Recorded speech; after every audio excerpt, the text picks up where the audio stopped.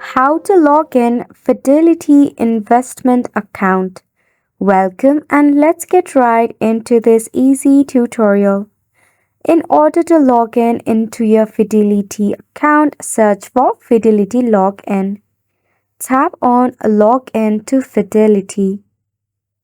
Wait until the page loads up. You'll be redirected to the login portal, where to start off, enter your username and your password. If it's a personal device, tap on Remember My Username and tap on Login. In the case of forgotten credential, tap on Forgot Username or Password, which is at the bottom.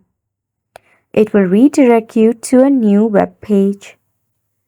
In here, you will see alternative method to log in into your account, for which to verify your identity, start off by entering your first name, last name, your DOB, and the last four digits of SSN.